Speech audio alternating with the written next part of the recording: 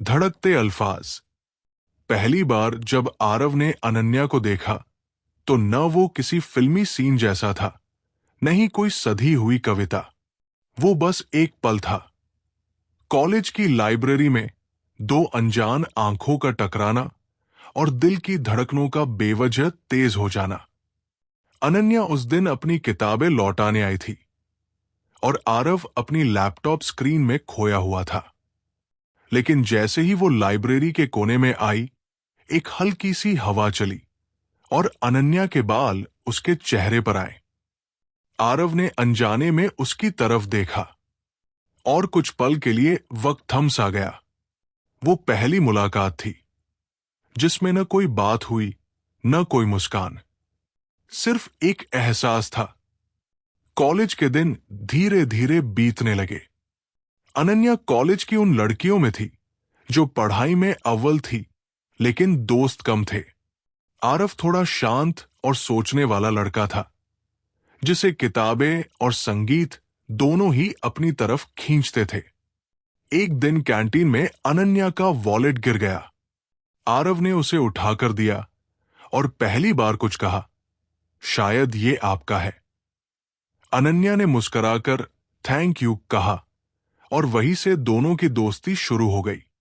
फिर लाइब्रेरी साथ बैठना, ग्रुप प्रोजेक्ट में साथ काम करना और कभी कभी कैंपस में चुपचाप बैठकर बस मौसम को देखना, ये सब उनकी दुनिया बन गया। आरव को अनन्या की हंसी पसंद थी और अनन्या को आरव की खामोश आंखें। एक शाम बारिश हो रही थी। दोनों छतरी के नीचे चल रहे थे। अनन्या ने अचानक पूछा, क्या तुम कभी किसी से बहुत ज्यादा जुड़े हो? आरव ने कुछ पल चुप रहकर कहा, शायद। अब हो रहा हूं। उनके बीच कभी भी आई लव यू जैसा कुछ सीधा नहीं हुआ, लेकिन हर मुलाकात, हर बात में एक मोहब्बत छुपी होती थी। कॉलेज खत्म होने में कुछ महीने बचे थे जब अनन्या को पता चला कि उसके पापा की जॉब अब लखनऊ में ट्रांसफर हो रही है और उसके साथ उसे भी जाना होगा। उसने आरव को बताया। आरव कुछ नहीं बोला, बस उसकी तरफ देखा और हल्के से मुस्कराया। हम दोस्त रहेंगे, है ना? अनन्या ने पूछा। हमेशा, आरव ने जवाब दिया। लेकिन उस मुस्कान के पीछे कितना कुछ टूट रहा था, ये अनन्या समझ नहीं सकी। अनन्या चली गई और फिर शुरू हुआ एक लंबा फासला, शहरों का, बातों का और एहसासों का। शुरुआत में चैटिंग और कॉल्स चलती रहीं, लेकिन धीरे धीरे पढ़ाई का बोझ, नए लोग, नई जगहें, सब कुछ बीच में आने लगा। एक दिन अनन्या की कॉल आई, आरव, क्या हम थोड़ा ब्रेक ले सकते हैं? मैं कंफ्यूज हूं। आरव ने एक लंबी सांस लेकर कहा, अगर तुम्हें सुकून मिलेगा तो हाँ। उस दिन के बाद अनन्या ने 2 महीने तक कोई संपर्क नहीं किया।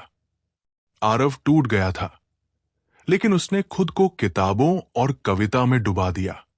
वो रोज अपनी डायरी में कुछ न कुछ लिखता, अनकहे अल्फाज जो शायद कभी अनन्या तक नहीं पहुंचते। 3 साल बीत गए।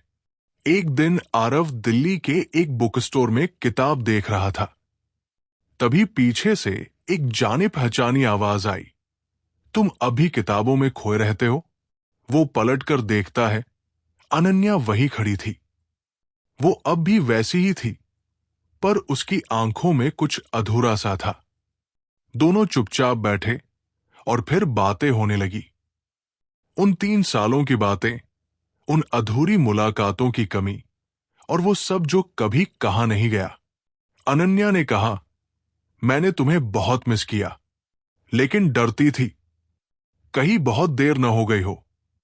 आरव ने उसकी आंखों में देखा। मोहब्बत देर से हो या जल्दी, होती अगर सच्ची हो तो ठहर जाती है। उस शाम दोनों साथ बाहर निकले। हल्की बारिश हो रही थी, जैसे 3 साल पहले, लेकिन इस बार आरव ने छतरी नहीं खोली।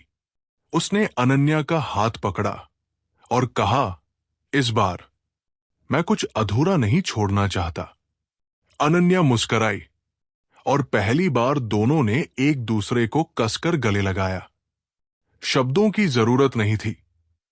धड़कते अल्फाज अब सांसों में घुल चुके थे।